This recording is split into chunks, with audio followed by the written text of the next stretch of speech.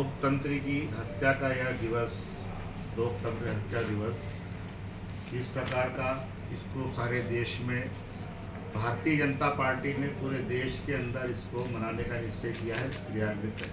हम लोग आपातकाल के पास से लगातार इसकी स्मृति लोगों में बनी रहे, आपातकाल का विभत्स स्वरूप जनता के बीच में उजागर रहे, इसके लिए लगातार यह करते आ रहे हैं। इस बार 50 वर्ष पूरे होने पर जनता के बीच जाकर कांग्रेस का वह कुत्सित चेहरा, वह कलंकित चेहरा दिखाने का गोष्ठियों के माध्यम से, प्रदर्शनी के माध्यम से, वीडियोस के माध्यम से हमने प्रयास किया है।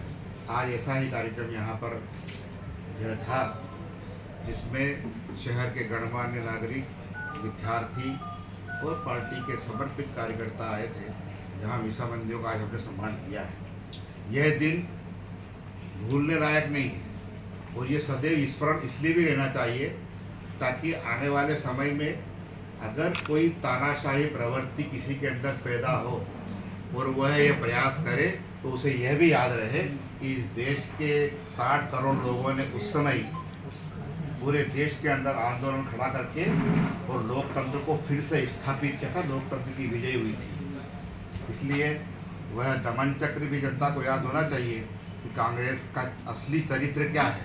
कांग्रेस का असली चरित्र है लोगों को अपने मुद्दों पर, अपनी बात पर मनवाना, नहीं माने तो उनको प्रताड़ित करना।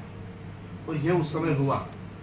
India is Indira, Indira is India, ऐसे चापलूसों से भरी हुई कांग्रेस, आज भी वही कांग्रेस राहुल गांधी और सोनिया गांधी की पिछलग्गू बनी हुई है। और जब जब कांग्रेस सत्ता में रहती है तो वह यही प्रयास करती है, जो न्यायपालिका है, चाहे वो कार्यपालिका हो, चाहे विधायिका हो, सबको अपने रबर स्टैम्प बनाने का प्रयास करती है। कांग्रेस ने उस समय भी ये सब किया, चाहे वो पत्रकार साथी, आप लोग हमसे ज़्यादा जानते हैं कि पेपर की सेंसरशिप क्या होती है, लगाना क्या होता है, कठोर सेंसरशिप क्या होती है, और प्रेस को कितनी स्वतंत्रता थी। वहाँ लेख लिखने के बाद में, जांच होने के बाद ही प्रकाशित हो पाते थे। कांग्रेस के पक्ष के हैं, इंदिरा के पक्ष के हैं तो ठीक है। तो ना पत्रकार स्वतंत्र थे, ना कार्यपालिका स्वतंत्र थी, थाने यातनागृह बन गए थे, पूरा देश जेल में बदल गया था। 1,40,000 लोगों को जेल में ठूस दिया गया। 19 महीने तक लोगों को ना अपील थी, ना दलील थी, ना वकील था। 22 लोग केवल कस्टडी के अंदर मारे गए।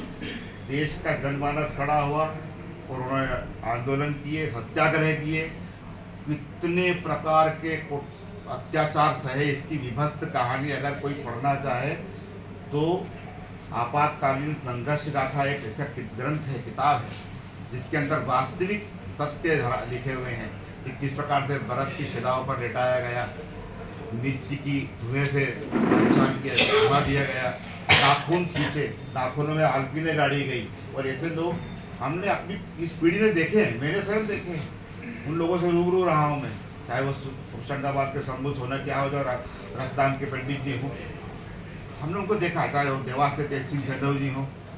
इस हम तो यह पीढ़ी दर पीढ़ी हमारे इन लोगों का, कांग्रेस का यह अत्याचार और हमारे लोगों का है विजय वृत्ति, उन्होंने कैसे इस अत्याचार को सहने के बाद भी लोकतंत्र की बहाली के लिए अपना बलिदान किया, ये हमारे कार्यकर्ताओं के बीच जाना चाहिए। कांग्रेस का असली चरित्र यह तानाशाही का है। असली चरित्र इस देश के अंदर वो सारी संस्थाओं को अपनी रबर स्टैम्प बनाना चाहता, ऐसा है। यह जनता के बीच जाना चाहिए। इसलिए पूरे देश में, सारे प्रदेश में, हर जिला स्तर पर इस प्रकार की गोष्ठियों के माध्यम से हमने ये गोष्ठियाँ आयोजित करके कांग्रेस का एक कलंकित चेहरा, कुत्सित चेहरा हमने जनता को बताने का प्रयास किया है।